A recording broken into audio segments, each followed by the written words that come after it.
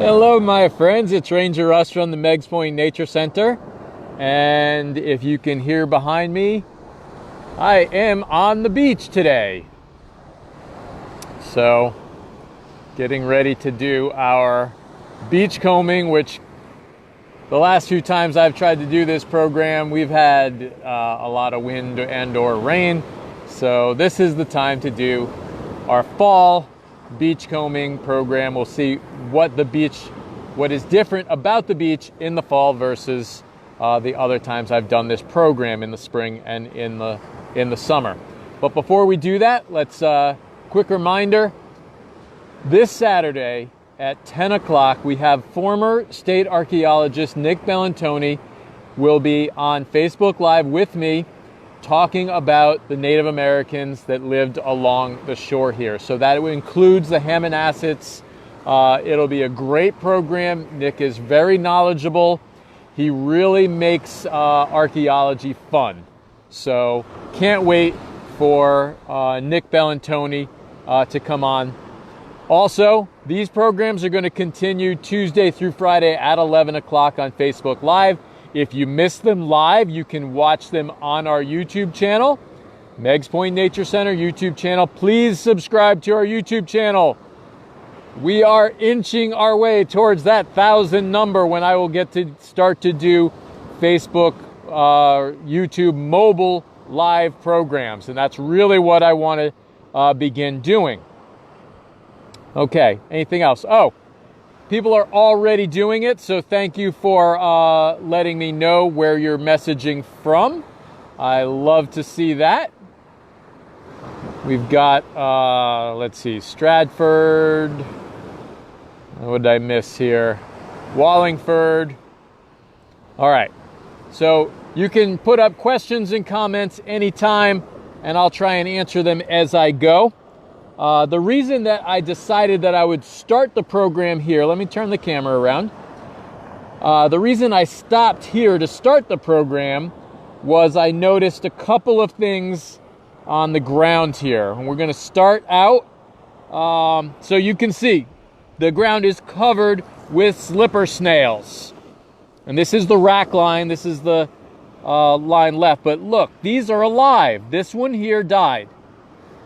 This is the colony. This is how the colony grows. And I've mentioned this in other programs, but we can talk about it again now. We've got the ones on the bottom here. These are going to be males. The one on the top here may not be anything yet if it's just arrived, but this one's a little bigger. Oh, sorry. The ones on the bottom are females. I said male, didn't I? The one on the top here is a male. This one might be a male as well. And then they transition to females. So when another one adds to the back, it's going to turn into a male, and the ones under it are going to begin to turn into females. So in a colony, the one on the top, one or two on the top will be males. All the rest underneath will be females. And then you may have some in the middle that are turning from males to females. But that's a whole colony. They are alive. They are not going to survive because the one on the bottom died. So the colony only lasts as long as the one on the bottom. These will live for a short time on their own. If I throw it back in, they'll live a little bit longer, which I'm going to do. But they do not release and try and attach to a new substrate. They are attached. That's where they're going to live forever until the one on the bottom dies. So unfortunately for this colony, which we're just going to toss it back in, and let me show you, it is a beautiful day here at the park. There's a few people around, but it's not very crowded. Nice little waves going. Let's just toss this back in. We've got some nice waves, some perfect temperatures. I still want to remind people, if you come to a park and you're not able to maintain social distance, please remember to wear your masks. If you're out and spread out from everyone else, then the mask isn't as important. All right, another thing I wanted to show you. This is a pretty giant jingle shell. Look at that's a big one. And they are either yellow, orange, or a black color. This one is pretty old. The edges are all worn off. The coloring is pretty dull. So that's a big old Jingle shell. And then we've got a little tiny surf clam. This is the largest bivalve in Long Island Sound. And this is a small one though. They get 8 to 9 inches. So that's, you know, as much as I can stretch my fingers across. So this is much smaller than that. All right. So my goal today wasn't just beachcombing. I want to talk a little bit about Long Island Sound. And as we go here, we'll look for some things, and I can tell you a few things about the Sound. But before I went live, I picked up something and I put it in my pocket. Now, it's not going to show up really well here. I'll get it wet and then it'll show up better. This rock has a line through it. Here comes a wave. That one got me. All right. So if we look at this rock, and you see the stripe here, so it looks like quartz on this end, kind of looks like granite there, and then a stripe of something else there that separates those two. I always love to find the rocks that are like this, with that different kinds of rock on the same one, and this is naturally rounded off as well.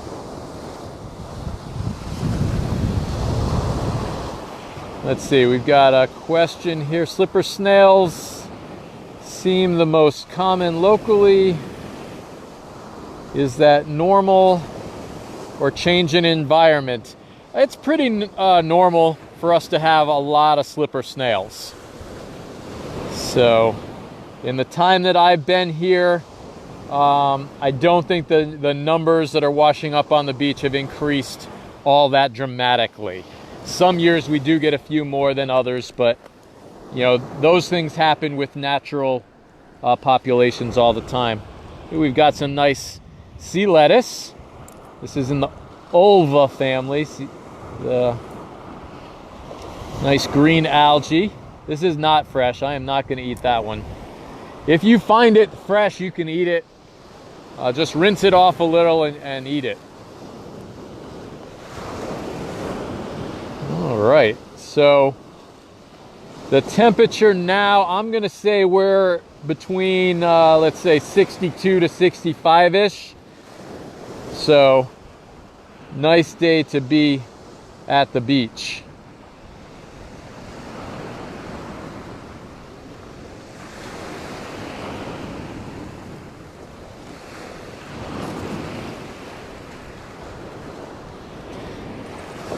And let's see, let's look, see if we've got any other questions. Hello, Litchfield, East Haven. Ha, you're at Meigs Point too. Somebody's here. How can you tell male from female? Great question, and you cannot tell externally. You actually have to take them apart to tell. So you can't just look at it and know. Oh, look at that. There's a tubeweed here. So if we look at this algae, it's a tubeweed. You can see why it's called a tubeweed. It looks like a bunch of little tubes there, all connected. Almost looks like hair. One of the names, and not for this one. This is the thicker one. But one of the smaller, finer tubeweeds, it's called pirate's beard. All right, let's see what other things we can see. So here, as we get closer to the jetty, you can notice there's quite a thicker pile of snails. Now, Long Island Sound is an estuary. And an estuary is where fresh water mixes with salt water. So we do get a lot of salt water here, but 90% of the fresh water from Long Island Sounds, so there's Long Island Sound, 90% of the fresh water that's mixing in there comes from 3 rivers. The Thames River, the Connecticut River, and the Housatonic River. So those 3 rivers are constantly dumping fresh water in, and that's why Long Island Sound remains an estuary. Those salt and fresh water are mixing together here in the Sound. Now, this algae that I just found here, this is kelp. Kelp is our fastest growing algae, and it is edible as well. This can get to be 21 feet long, okay? It only lives 7 years. So that means it's growing 3 feet per year to get to that 21 foot. Now out on the West Coast, it gets much, much larger, lives a little longer, and grows faster. But we do have it here in Long Island Sound. Now here's a yellow jingle. So you can see the bit of a different color there than the orange ones. There's an orange. I wonder if I can find a black one here today. All right, so what we're gonna do, we're gonna go around the jetty and keep going along. So if you notice, let's talk about this for a second. We've got the rack line. You can see it going along there. All of these shells have washed up on the rack line. There's another, like a fainter line a little lower than that, and then you've got this thick line, and then there's a really high line up here, which this little pile here is part of the high rack line. These are our max tides. So not every tide is reaching this high. The full moons and the new moons are going to reach this higher level of the rack line. This pile builds up here because right now the prevailing currents and tides are pushing everything, and it sort of builds up when it hits the jetty. So the jetty is catching all of this little pile here. And this pile here, that looks like a lot of oyster in this pile. It's not necessarily the jingle shells like we saw on the other location. But then you do get, the slipper snails. I keep doing that today, getting those jingles and slippers mixed up a lot. All right, and there's a piece of a jingle, not a slipper. All right, now we have this little mound, and you can see there's actually dune grass, beach pea growing in here. We're developing a dune here. When I started, there were no plants on the end of the jetty here. 20 years ago, no plants on the end of the jetty. The sand built, whoop. Hold on a second here. We've got a difficulty with the gimbal there. All right, so this sand has built up over the 20 years that I have been here. So that has allowed the beach plants to begin to grow. There's some seaside goldenrod, looks like gone by now. Lots of beach pea. There's some goldenrod that's still, oh, let's talk about this. If anybody finds any fishing line on the beach, you can bring it over and put it in here. We used to have a place that it could be recycled, and they no longer recycle it at that location. So we need to find someone that can recycle this. I know that the fishing line can be recycled. Actually, I think our care program, I reached out to them, and I think they said they can recycle it. So continue to separate your fishing line, and we'll bring it down. We'll send it to them and have it recycled. Some dune grass growing up on the jetty there. And now you can see there's another pile on this side. The same thing happens here. When the storms and winds are coming out of the east, it builds up on this side of the jetty. When they're coming out of the west, it builds up on the other side of the jetty. This pile looks like mostly slipper snails. where the other side had a lot of oyster in it.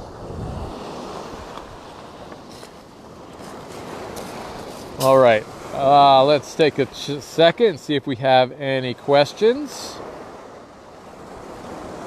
And I'm going to turn because the reflection is pretty bad that way. We go to Maine a lot. Water is a bit cleaner, but wouldn't trust the water anywhere. There's people dumping in the surf. Love to look for sea glass. I am always looking for sea glass as well. Only found a couple pieces this year though, because I'm not out on the beach as much as I usually am. Isn't Long Island Sound fairly clean? Especially, so Long Island Sound is actually getting cleaner each year, which is fantastic. And also, the farther east you go, the cleaner the water is. The closer you get to New York City, the worse it is. And actually, that part of the sound down there is not necessarily getting cleaner every year. I think they actually get, their levels go up some years, levels of pollution.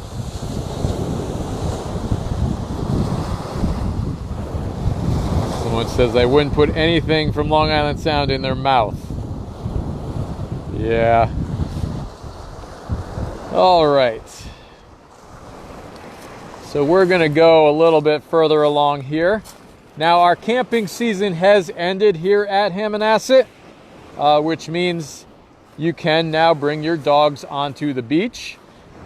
So we see there's a dog on the beach. They do have to be on a leash and you do have to pick up after them, but they are allowed on the beach. So no camping at the park any longer until April. All right, we're gonna go over and poke around in these rocks and see if we can find something interesting over there. Doggy wants to say hi.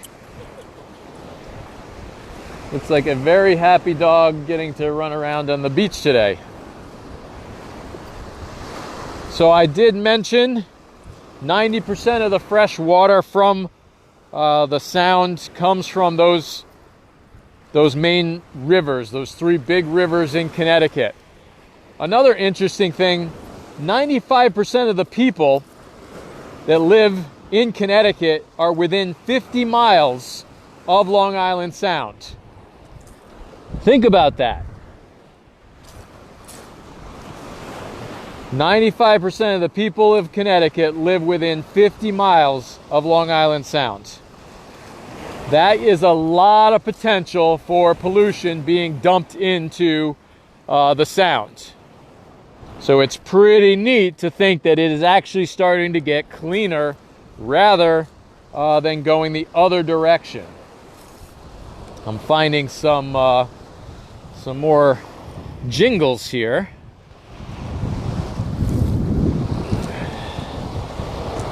So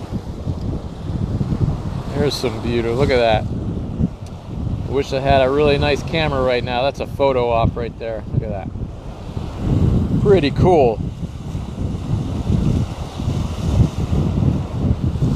So Long Island Sound contains 18 trillion gallons of water.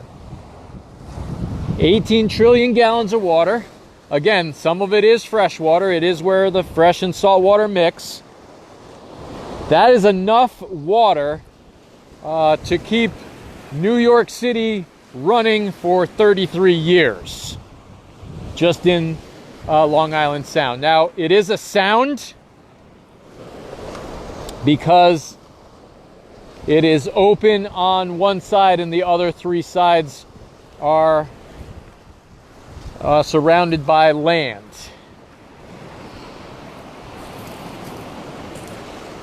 All right, so we're looking at, look at this. I don't know if you guys can tell. All of these rocks that are just barely sticking up through here, a couple of years ago, these were actually exposed like the rocks further out here. So we're getting a bit of a buildup of sand here. Now that could just get washed away. This could just be a summer buildup. The lighter wave action, and I've talked about this in other programs, you can see them on our virtual learning center. But the wave action in the summer pushes sand up, and a stronger wave action in the winter pulls the sand back out. So this might be what's happening here with these rocks beginning to get buried by sand. And there's a nice little piece of driftwood over there. If everybody remembers last Tuesday's program, I had that weasel encounter in all the driftwood. That was pretty cool. All right, let's keep going along here. We're going to get right into these rocks. So normally I would be crawling over rocks by now. There's a lot of sand buildup. Look at that gull, just chilling out, wondering what I'm doing probably. Long Island Sound, the maximum depth is almost 300 feet. It averages about 78. So the deep water is not covering a big area, small areas of deep water.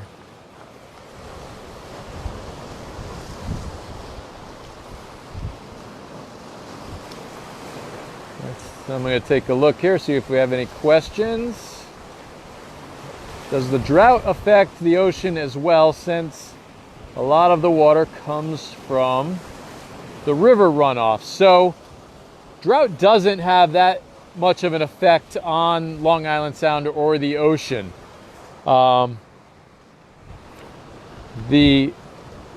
Because the sound has, 18 trillion gallons of water in it, a year or so of reduced rain isn't going to change the level that much.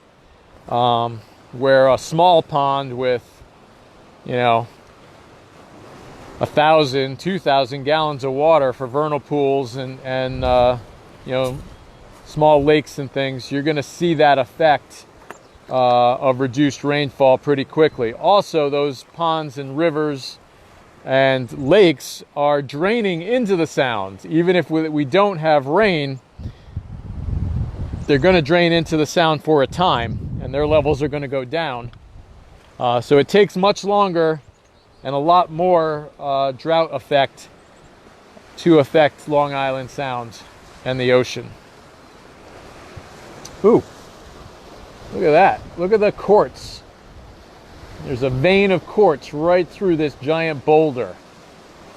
Now, again, we've done a program on these boulders.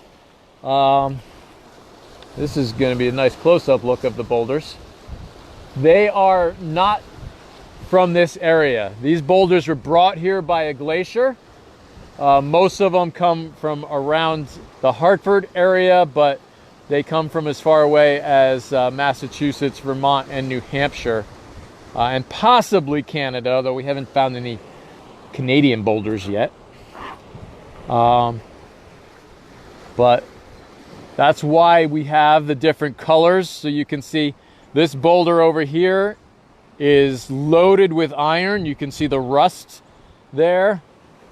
There's a cluster of boulders here that look kind of orange. This big one here, I don't know if you can tell, but it's really red. This one is a darker shade of red, a grayish red. And then we've got orange here again. There's some iron in this one with a lot of quartz. The one I'm sitting on has some quartz in it. And then this one's got gray and white stripes. So lots of different kinds of rock here. I'm going to take a second, see if we have any other questions. The slipper shells make the sand look pink. There are a few things that make the sand look pink.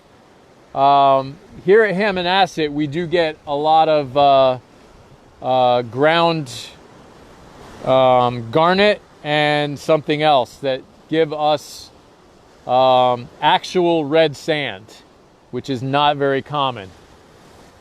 And it's red sand made of granules of rock, not made of shell.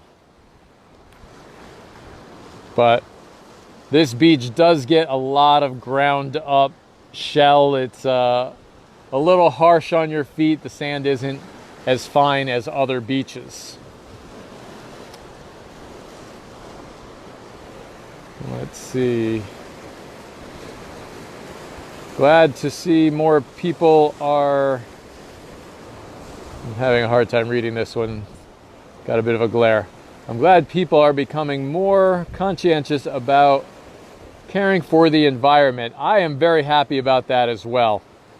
And I'm going to say again, if everybody can go out and find a piece of trash on the ground and pick it up every day, we're going to have a lot less trash on the ground. And eventually it will become hard to find trash. That's my goal. All right, here's a nice piece of driftwood that's washed up in the rocks. Looks like it was burned at one point. So Long Island Sound is it's about what are we, 19 miles from Long Island. And actually, you can see a little bit of Long Island today right there to the left of that boat. Not sure if you guys can see it. And then there's Long Island over there. So we're about 17 to 19 miles away. It's at its widest, it's almost 21 miles across, and it's about 90 miles long. So it's a nice long body of water. The federal government actually tried to declare Long Island, declare it as an island, and they lost. And it is deemed that it's considered a peninsula by legal definition. It is an island. Oh, look at, see this red here? Feldspar. Feldspar was the other thing that makes our beach have pink sand. We have a lot of feldspar in the area that grinds into pink sand. Here we've got a lot more iron. You can look, it's even rusting. It just looks like it's rusting away. That means there's lots of iron in there. Oh, there's some little cairns that people put up. So in 1985, the federal government tried to, if they were able to declare Long Island as an island by legal definition, then they would be able to control Long Island Sound, because it would become an oceanic body of water which the federal government controls regulation on. Because they lost that lawsuit, the states of New York and Connecticut control the regulations, fishing and other things. And the federal government, they do have some regulation, but not as much as they would have. So by legal definition, Long Island's not an island, it is a peninsula. By every definition I say, it's an island. Or I could find. All right. This area where we're walking right now, this is a great place to find mink. The mink love to go in and out of these rocks. I've seen them on occasion out here. You're gonna get little rodents and things that the mink are searching for. They'll also eat crabs that they can find down in the rocks, under the rocks. They might eat some snails. So this is a great place to look for the mink. And again, the mink enjoy swimming a lot more than the weasels do.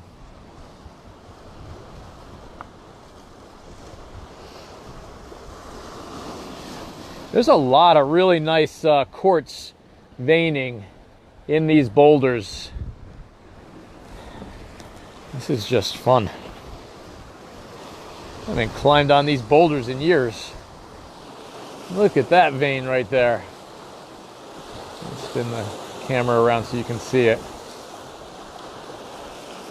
That is so neat. There's a lot of feldspar in there. Those pinkish orange stripes are feldspar. You've got that quartz, which is almost a clear crystal.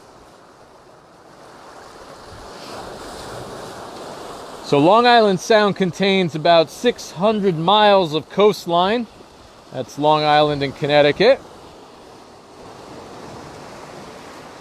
It's about 1,300 square miles of water out there.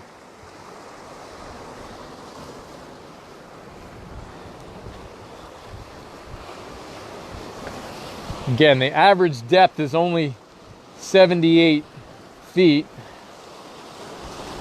This rock, there's a conglomerate rock right there. Look at that. It's like they're all mashed together. Some more rust in there, some iron.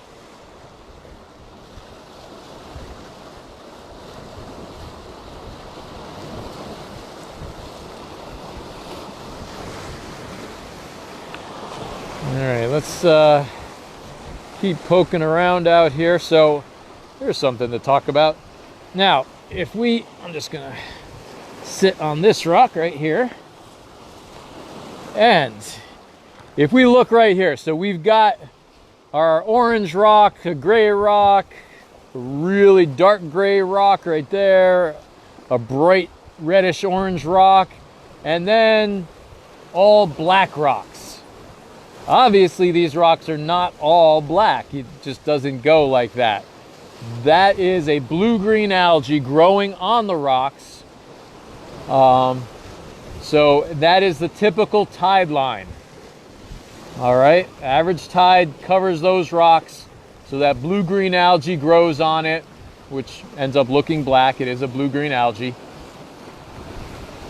And that's why we get that line. That's also why, especially when it's wet, those rocks are a lot more slippery. And I can see there's a snail on a rock down there.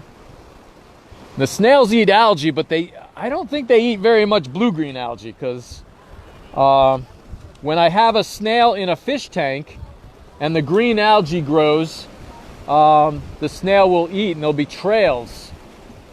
And the brown algae as well. You'll see trails through the algae that the snail is eating.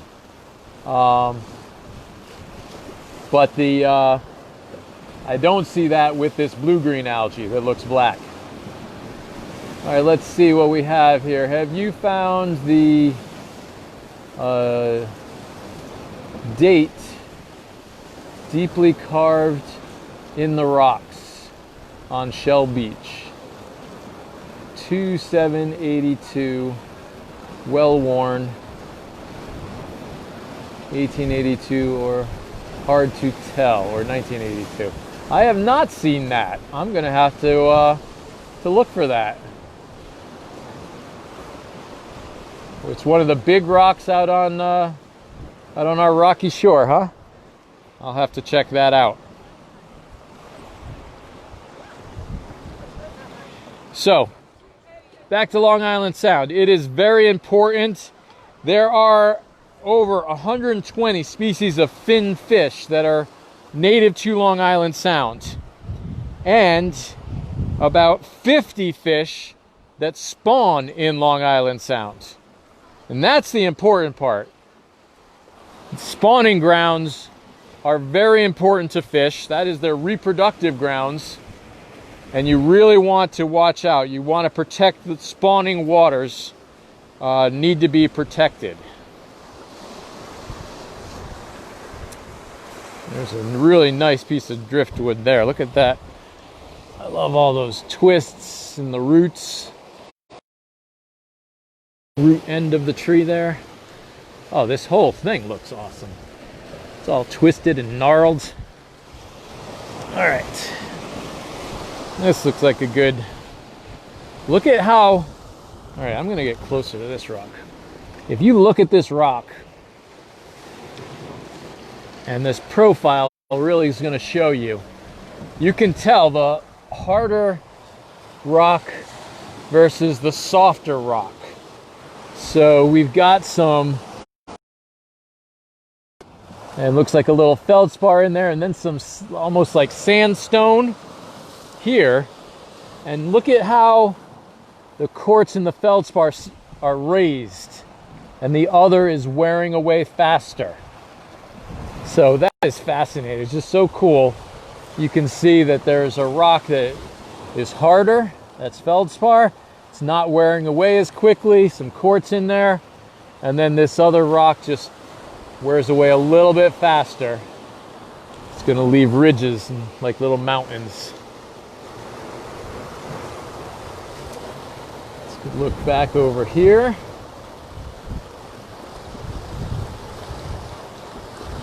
Susan says, I can send you pictures of the carvings. Yeah, that'd be really cool. I'd like to go check that out sometime.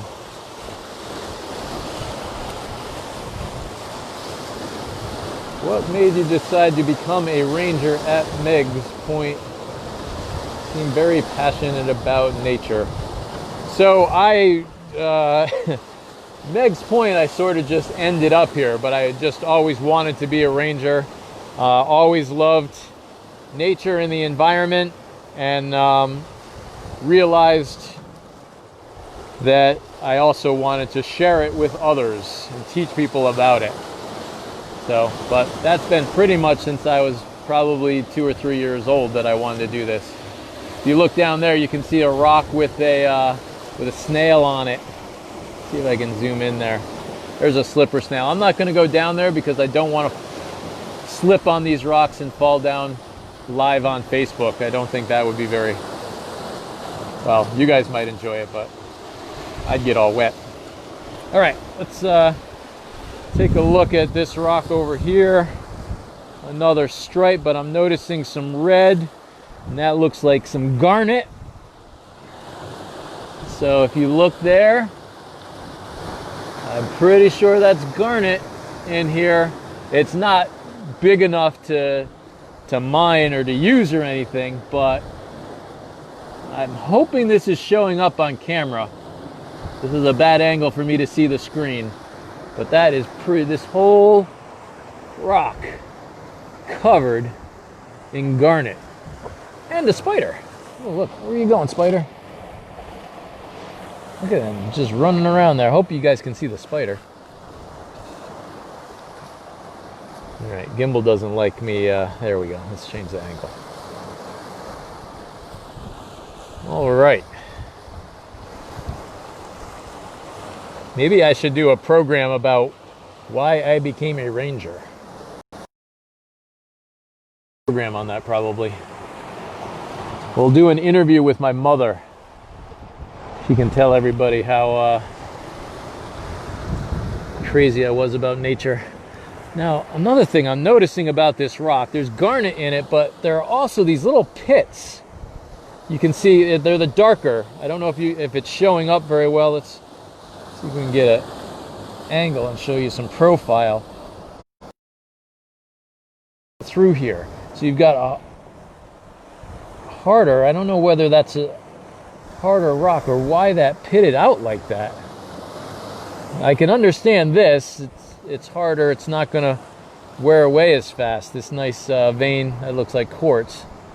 That is really cool. Those little bits of garnet all in there.